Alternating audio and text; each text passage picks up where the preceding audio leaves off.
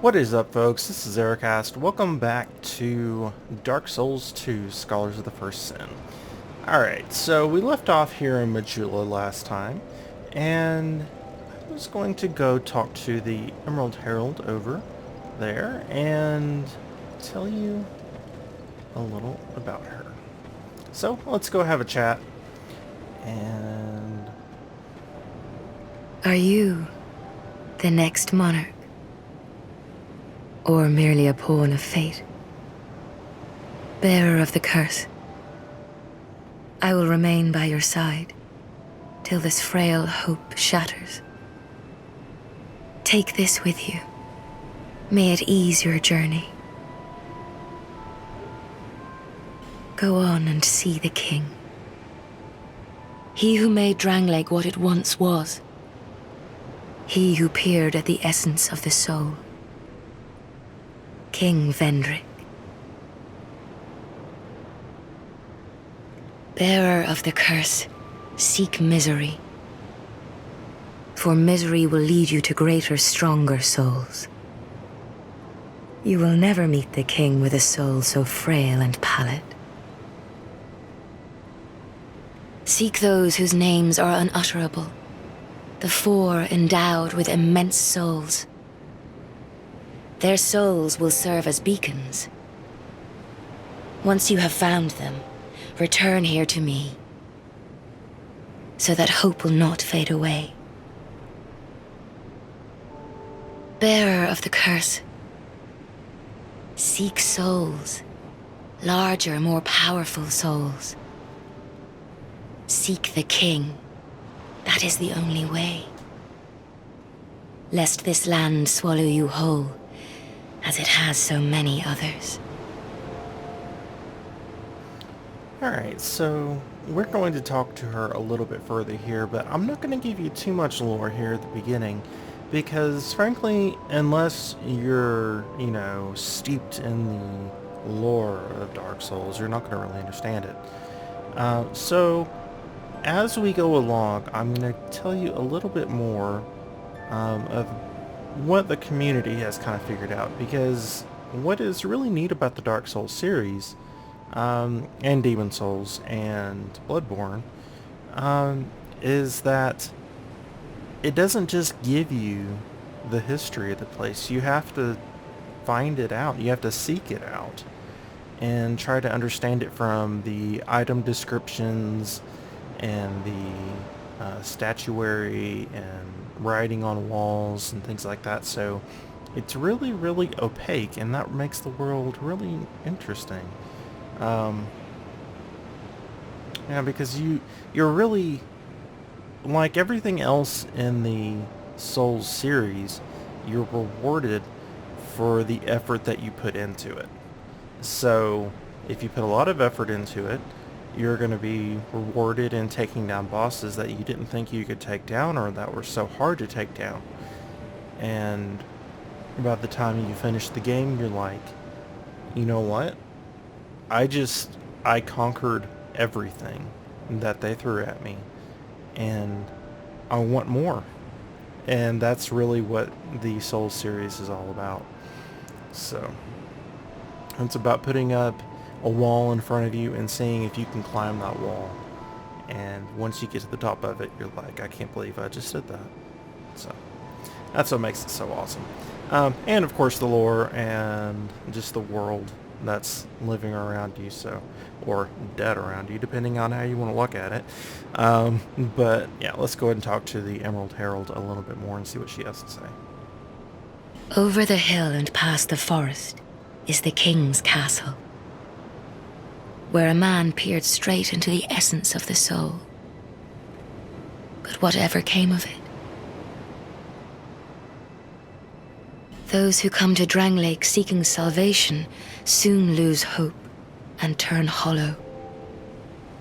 It happens to them all, sooner or later.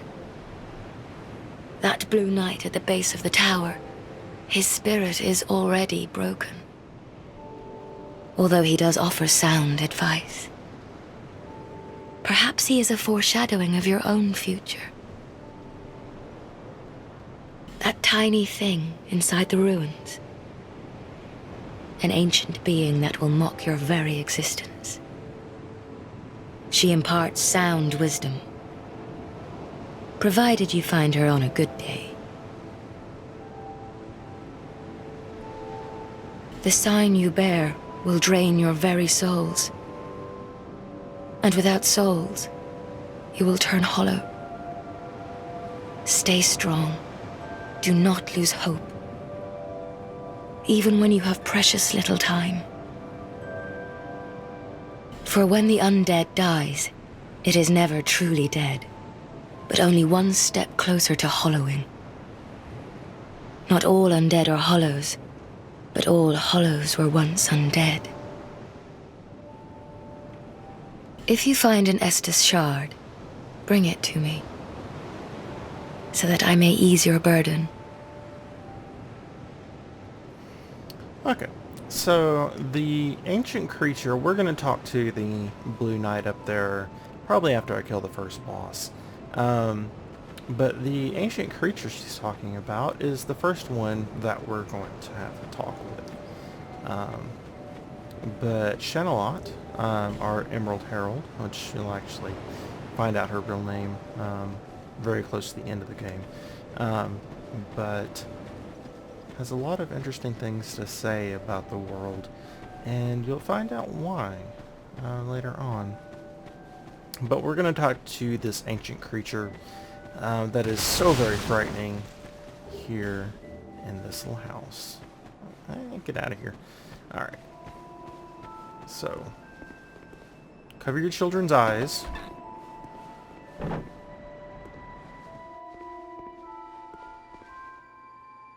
Oh, undead are we? And one without much time remaining. Just about ready to fall apart, I'd say. Not exactly the time to be chatting with a cat. Well, suit yourself. Oh yes, you may call me Shalqua. Enchanté. So, what did you want anyway? Ooh, you smell wonderful.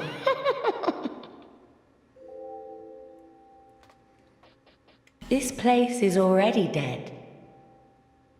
Everything will crumble and waste away so that something new may be born.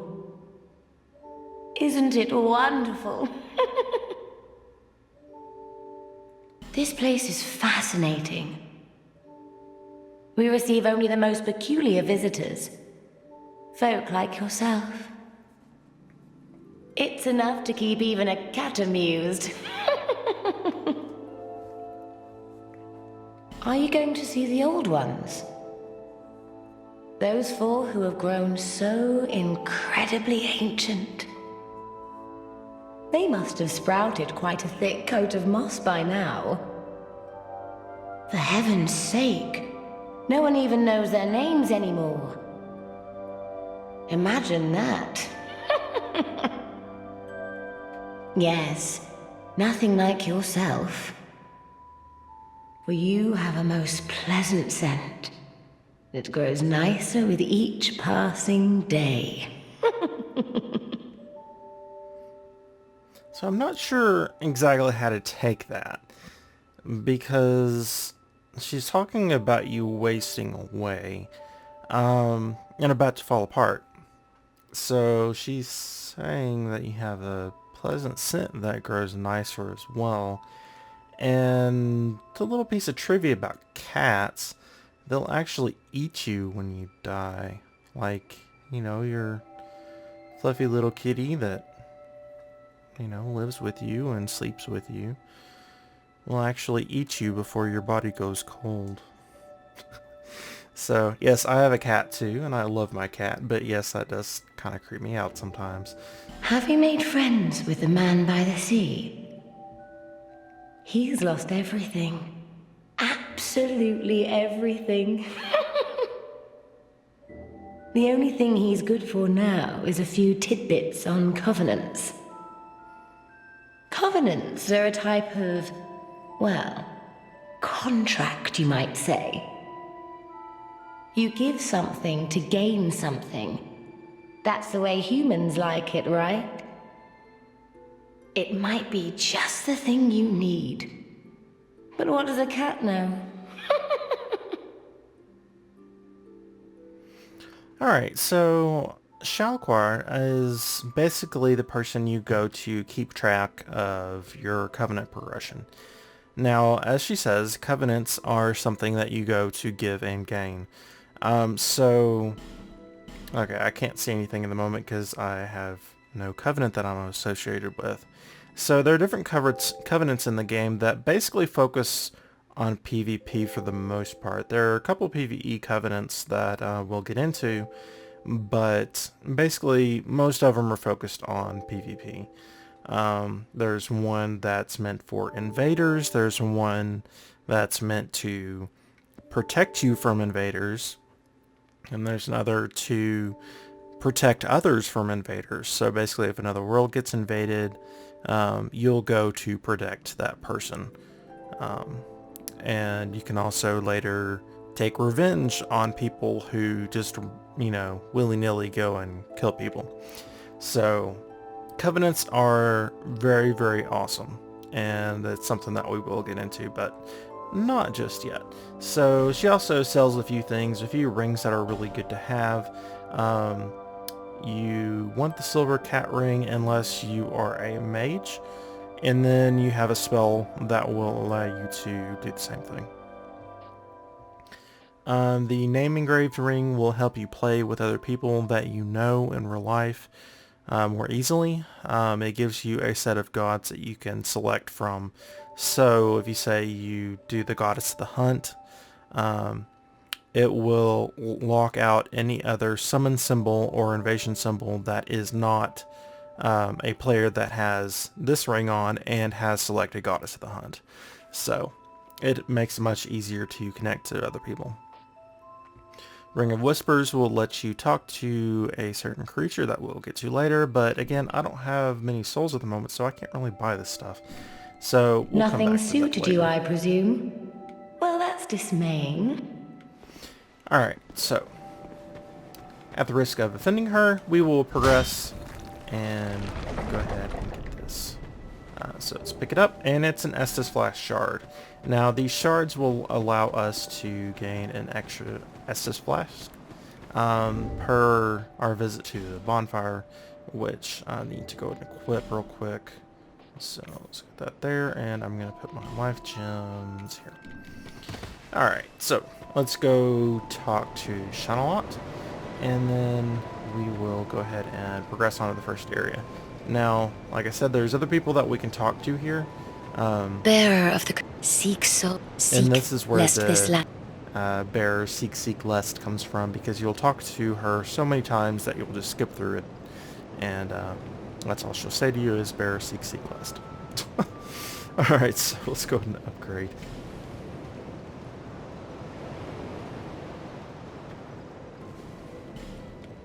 Okay, so we've strengthened our Estus Flask. We now have 2 uses of it, and these will replenish themselves every time you rest at a bonfire. So that's pretty awesome. Now, of course, they're not the only way you can heal yourself. You can also use life gems, but these are replenishable, and they will never go away. So let's go ahead and progress through here. And oops, I actually forgot a chest. Alright, so there is a chest on the other side of this half wall over here, so we can grab it. I don't think there's really anything important in it, but I plan on going ahead and grabbing everything that I can. So rusted coin. Okay, so rusted coins allow you to increase your chance of picking up items, which is actually really good, but it doesn't last for very long. So, yeah.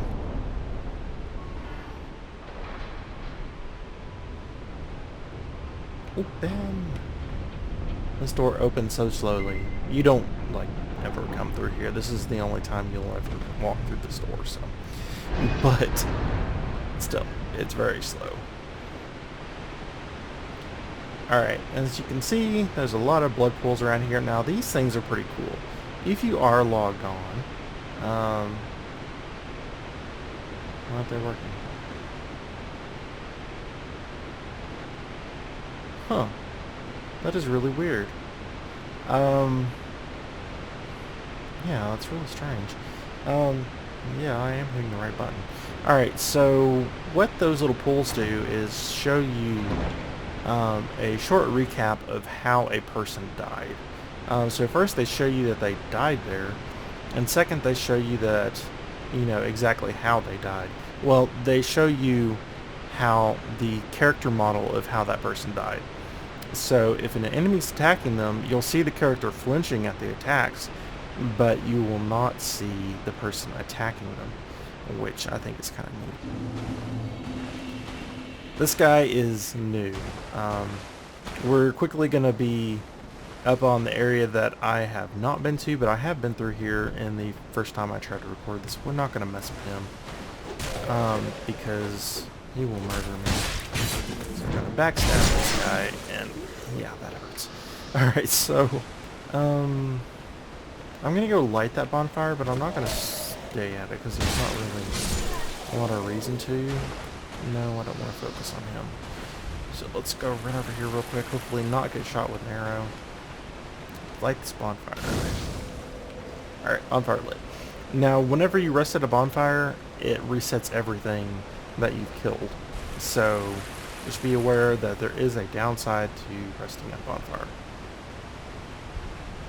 The archer just not going to get up until I get closer.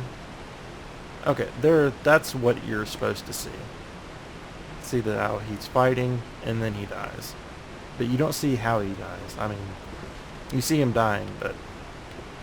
Oh, there's a guy down there. And archer's shooting at us. Ow! Now, he doesn't do a lot of damage, but he does enough that it amounts to a decent bit over time.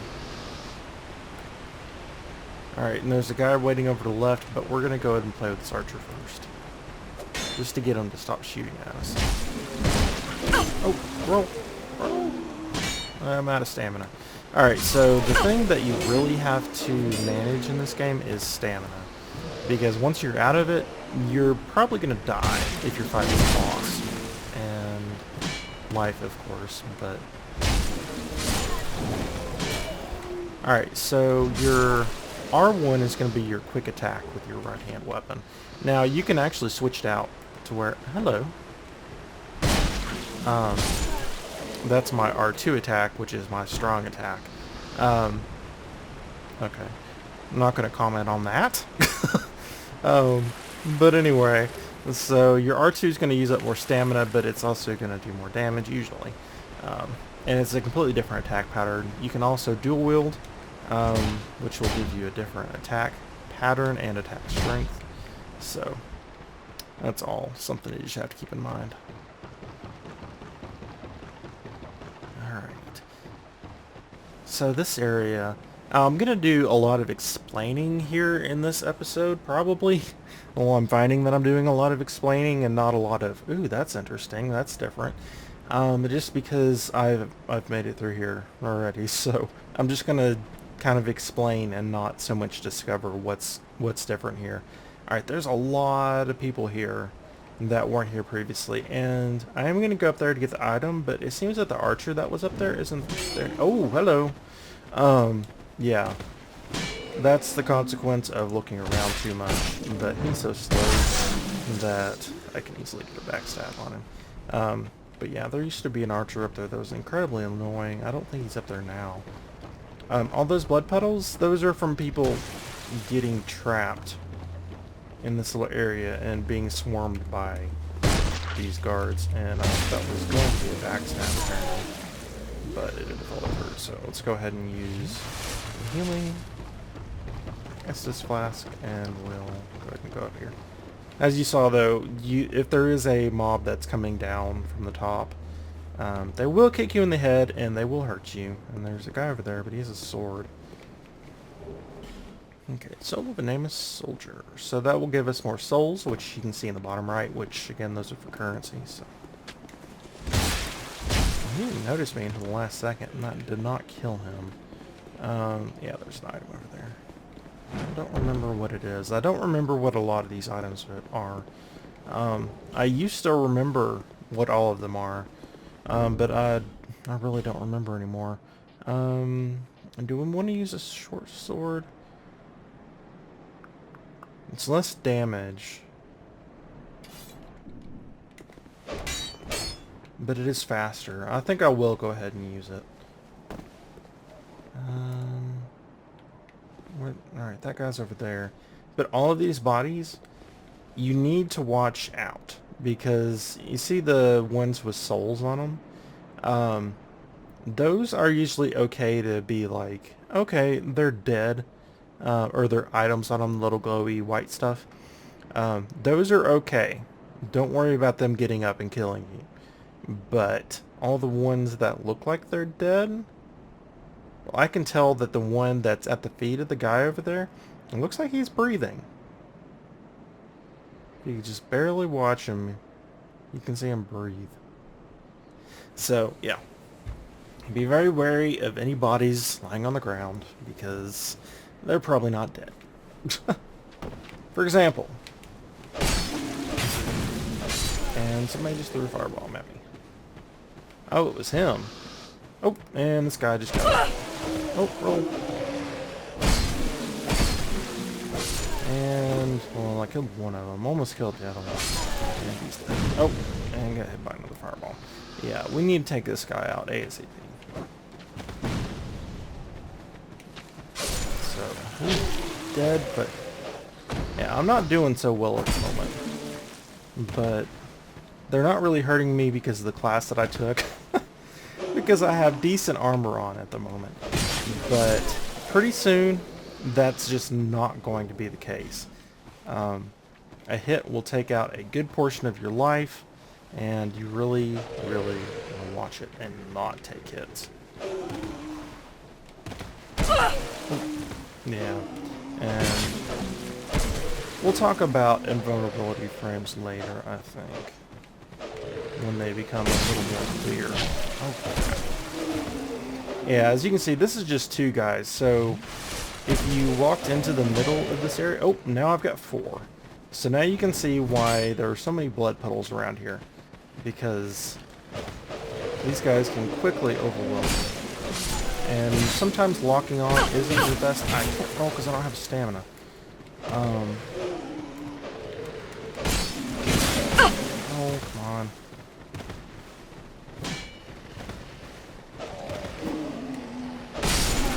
Get out of there. In blocking, which I'm not doing, obviously, will slow your stamina regenerate. Okay, and I really need to... Well, that was a little closer than I wanted. Alright, he's way over there. Oh, great, I've got another one. Blocking will slow the rate of which you regen stamina, so you need to watch that as well. And I'm so used to using two-handed weapons now that... that was an invulnerability frame. So what they are is, while you're rolling, for a certain number of frames, you're invulnerable. Just like the name implies. So, while you're in that short period just after you've rolled, you don't have to worry about getting hit. But you can't do that too much, because you can be just off of that frame, and then you're dead. So, you have to really watch it, and specifically go for those frames that the boss is attacking that you need to be invulnerable for. So you've got to really be careful in your timing, and that's a lot of little little mobs in this area. There used to be only like 3 of these little guys, I think, down here on the bottom floor, and then one Hide Knight that you had to kill for a good weapon. But now there's a ton of those guys, so this starting area is a little more unforgiving. But it's still, in the scheme of things, fairly forgiving, because, as you saw, I took a lot of hits there, but at the same time, I didn't die. So, oh, man, you've got to be careful about corners like that. And this is part of the reason I'm using this weapon, because I can use a strong attack that uses just straight in. Alright. Now, again, corners. Always check your corners. There's a guy standing right there that's just waiting for you to attack the other one. So no matter which way you go, you're going to get ambushed. So really got to watch it. This game is out to kill you. It's super hostile on crack. So just be careful and you won't be okay. Alright, so get a life gem from that one. That'll help us replenish what we started off with. And just when you think you cleared a room, nope, sorry. There's a guy that gets up from behind some boxes and wants to kill you. That's what makes the game great. Alright, so let's go ahead and not get killed by this guy. Again, they try to lull you into a sense of, I've killed everything here. Doesn't look like there's any enemies around. It's hard. Nope. It really isn't. Alright, so I haven't talked about these. These are player left messages. And like it says here, ambush ahead. So you can do one of two things. You can close it or you can raid it. So that's a good piece of advice. I want to have more people see that. So giving it a higher rating, basically giving your, thumbs up on the post is saying that it allows more people to see it. So a message that has nobody on it, or maybe 5 people that rated it, is not going to be seen by very many people. But a person that has 58 or 500 is going to be seen by a lot more people. So, pretty cool system. Alright, so clearly somebody got killed here. That's because that's an archer, and the guy that's standing up there on the log is going to throw stuff at us. That is... I kind of shield bashed him. That was kind of neat. But it wasn't an actual shield bash. It was just a... I'm running and jumping, and I just ran into you, so... have fun. That was kind of neat. I don't think I've ever actually done that. I got hit by that. And there's another archer, apparently. Oh, right. Yeah. There's an archer that's over there now that you have to deal with. So, have fun with that. Can't get to him for a while. And so that's exciting. So, let's just stab him in the head and then go pick up this item. There used to be mobs over here, but there's not now. There's just the annoying archer. So. Alright, let's get up here and get to the bonfire. And we get to the more serious areas, and you'll see what I mean.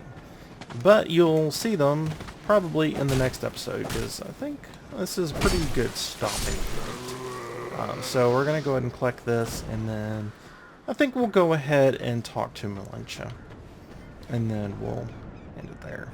Because there's a bonfire right here, and it's a good place. Yeah, it's a pretty good place to end it. So let's have a talk to... Buy something. Anything. Oh, come now, help an old woman and buy something.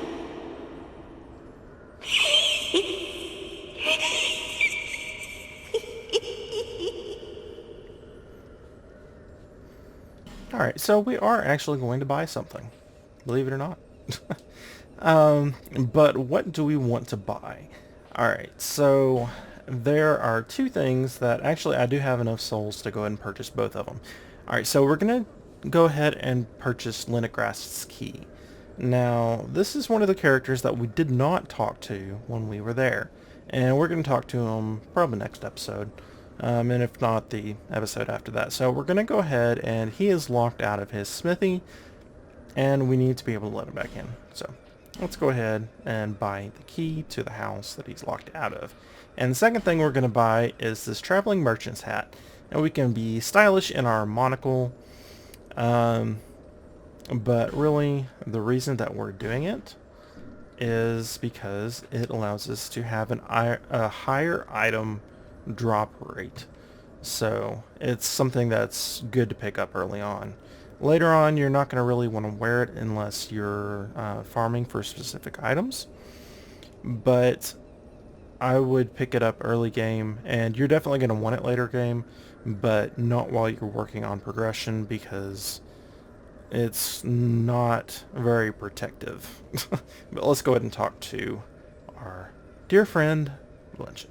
My name is Malentia. You're a stranger to this land. Oh, we get as strangers these days. Everybody's gone and run off. Dranglake's been a pile of rubble since the war fought long, long ago. And the giants crossed the sea. Seemed like the battles would never end. Poor folk like myself have nary a place to sleep. That's why I keep all me things right with me. You may travel light, but methinks you bear a burden of your own.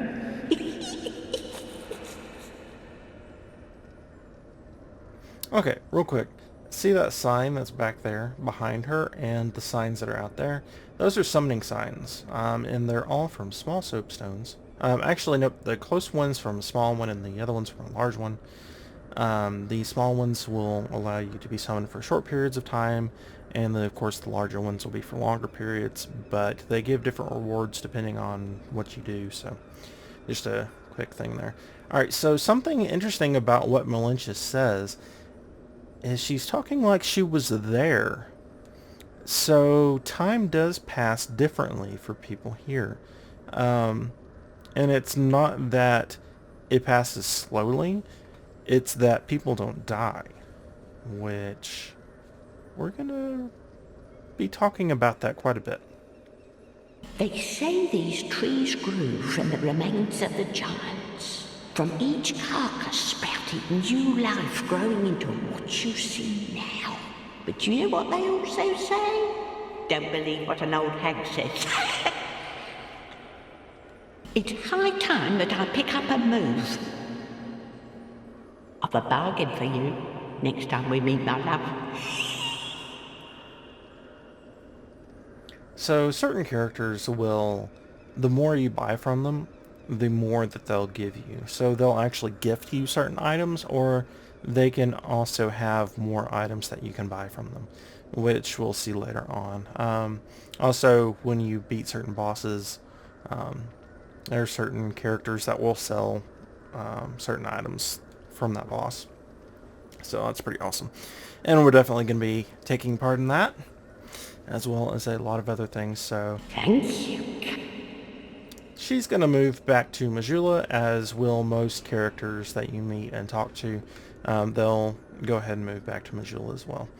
So we're going to go ahead and light this bonfire and rest, and then we're going to go ahead and end the episode. So yeah, hope you guys enjoyed. If there's problems with the sound levels, let me know. I'll be tweaking them on myself. Unfortunately, I can't just barely turn it up. The next sound level is quite a bit louder. So I might see which is better. I think this one's going to be okay though, but we'll have to see. I'll probably turn the voices up a little bit more. But yeah, so hope you guys enjoyed, and until next time, I hope you all have a wonderful day.